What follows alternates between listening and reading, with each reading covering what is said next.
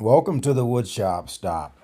What you're looking at here are a couple of plywood panels that I picked up. Actually, I have several of these and I couldn't decide exactly what to do with them. And then I got this idea and I'll show you what I'm going to do with them. First, I'll cut up a few boards on the miter saw. And that'll help kind of explain things a little bit more once I get these pieces cut up. Thanks for stopping into the Woodshop stop. If you haven't subscribed to the channel, please consider doing so. And thanks to all my subscribers out there. I really appreciate the support.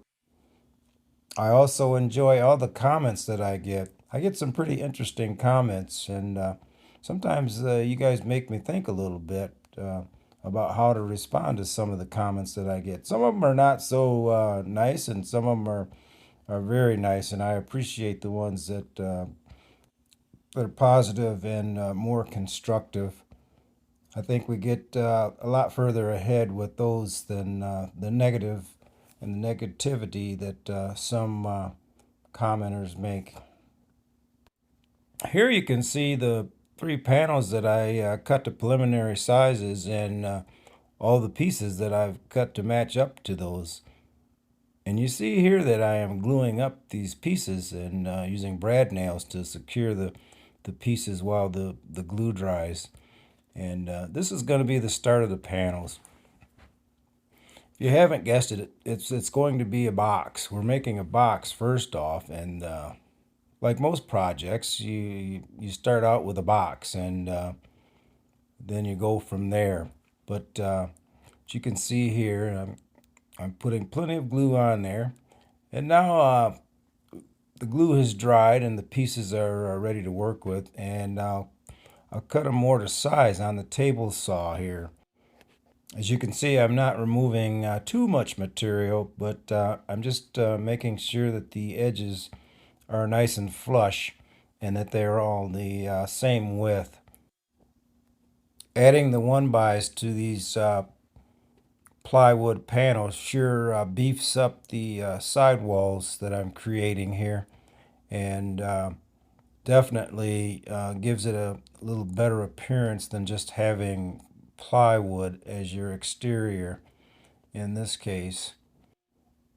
Granted, I know it's just pine, but this sort of gives it a chance.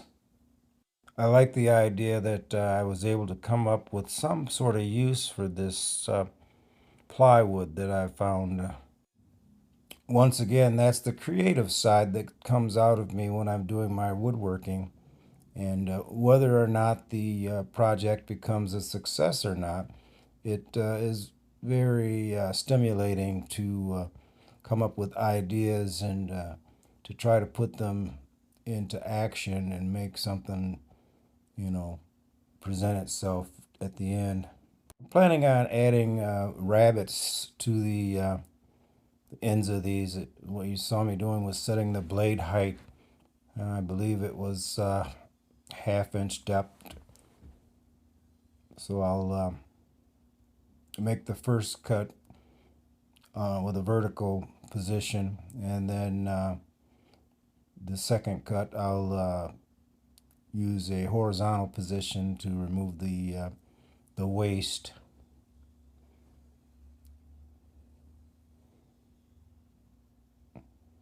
This is not your typical cut, but this seems to work out good with the push stick as long as you keep enough pressure against the piece, holding the piece up against the fence.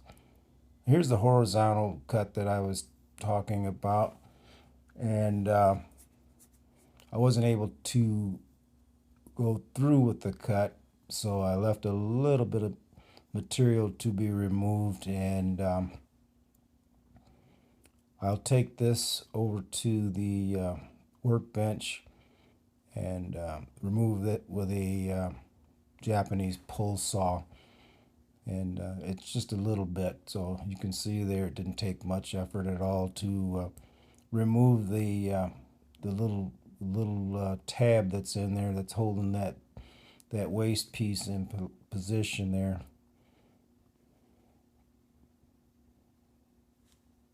Now that the box has come together, as you can see, I'll put a couple of dados in the sidewalls for a shelf piece. I believe I set the dado to 3/4 of an inch wide to accept a standard 1x board. This cabinet won't have adjustable shelving, although it be added later at some other time. It's going to have one fixed shelf and then two spaces for storage, which is kind of my logic behind this cabinet. Here you see me gluing up the pieces. The cabinet will start to come together now.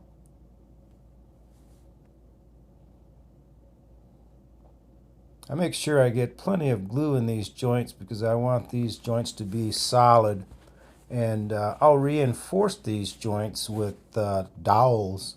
I like using dowels for reinforcement of joints and that type of thing. Here you see it, I've got it all clamped up. You might even notice that I've got some areas filled with a little bit of wood filler that had some imperfections that I wasn't really satisfied with. But here you see me, I'm adding the holes for the one shelf and the corner joints to hold everything together with dowels and really make this a solid box to last a while. I make sure I get plenty of glue down into the hole, and then I get plenty of glue on the dowels as well, and then drive the dowels down so that they seat securely into the adjoining piece so that I have a nice solid joint when I'm all done. After I seat these, I let the glue dry for a short period of time, which isn't very much at all, and then you see here I wipe the glue and then trim the dowels so that they can be sanded flush. So there really isn't much drying time in between the installation of the dowels and the cleanup and then the trimming of the dowels. But this seems to work pretty good. Here's the other side that I'm working on. You can see here I'm adding the glue to the holes that I drilled, and it's the same process, rinse and repeat. We'll do the same thing that we did on the other side. Here you can get a good view of the panels that I glued up on the plywood pieces for the sidewalls, and you can see that it does give it a little more of a decorative look rather than having the plywood exterior. But we've just about got these all glued in position here, and we'll clean these up and move on to the next step.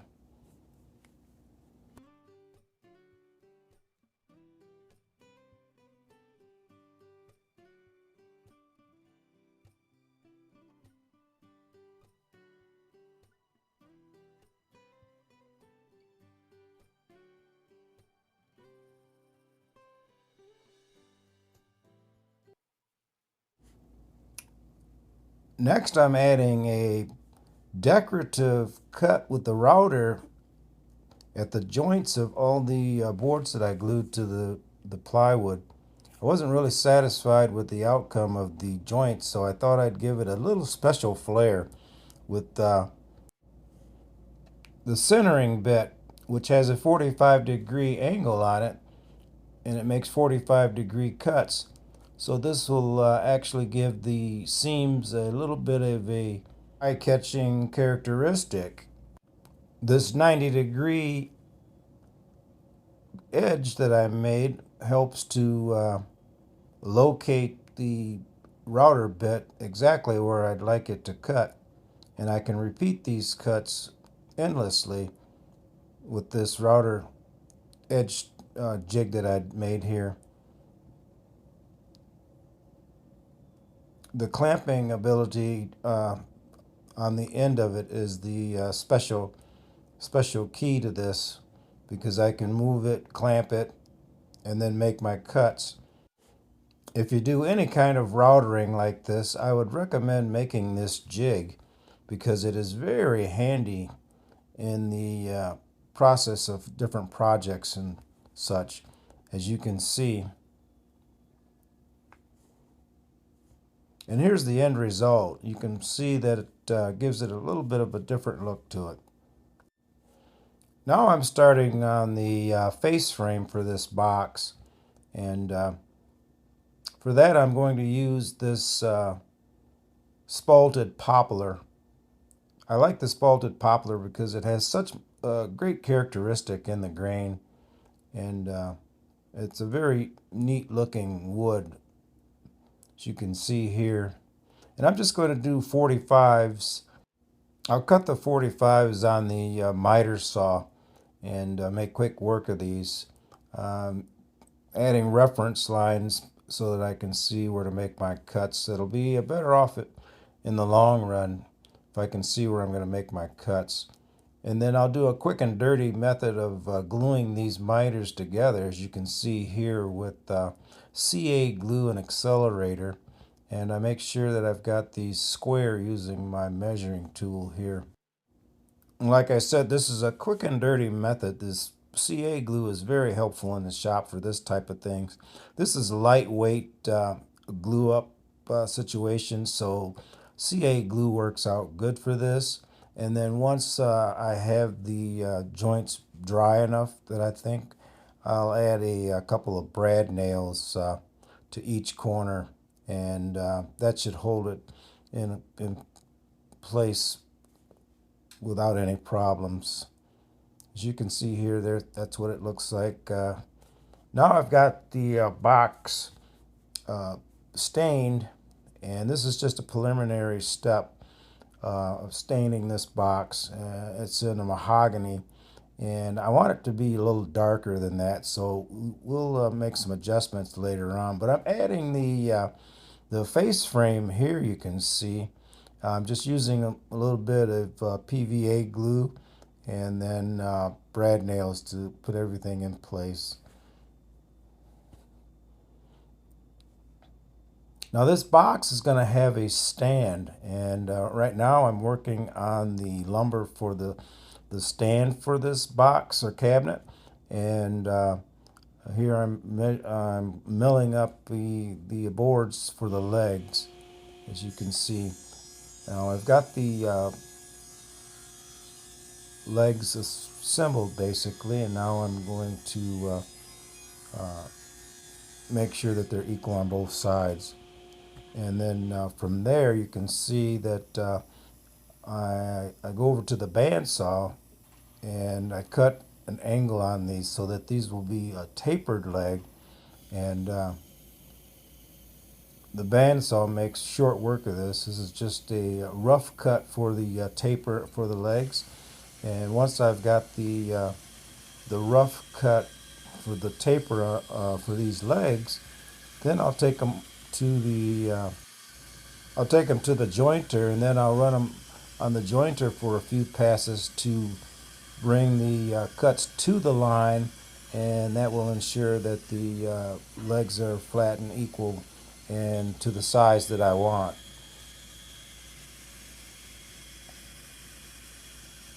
But it's a good way to do it on the bandsaw first, to rough out all the material and get the basic shape of the leg for the taper that I want. And then here you see me on the jointer, and I'm just going to follow that same cut and bring it to the line, and the taper should be done. Do that 4 times and we've got our tapered legs for the stand or base that we want to make for this cabinet. It's really a pretty decent way to do it, and it works out pretty slick, I'd say. And so if you ever have to do any tapered legs in this fashion, I'd recommend doing it this way. Just a little bit of quick sanding afterward, and just to take out the roughness for these legs on the inside and outside. And um, here you see I've got the leg assembly pretty much done. And here I have a template for the size of the bottom of the cabinet, and I'm just going to transfer that to the top of the base so that I'll have an exact size to fit onto the base. So that template represents the bottom of the cabinet. And I decided to go with a shelf, a lower shelf on the bottom of the base, as you can see here, and that was me just testing it out. I decided to paint the base, so I went with shellac as a pre-coat. Here you see I'm working on the stiles and rails for the doors of the cabinet. First I cut out the slot in the stiles, and then next I'll cut the tongue on the rails to join the two pieces together. You can probably notice that there's a little tab inside of that slot or inside that mortise, and I'll have to clean that out with a chisel. Now I'm doing the rails. As you can see, I've added the tenon, and now it's time to do the slot for the stiles. This slot will accept the panel for the doors. And I'll do the same thing for the rails. Now I'm cutting the panel. I glued this up together, sized it by running it through the planer, and then glued them together. Now I'm cutting them apart again to make the panels for each door.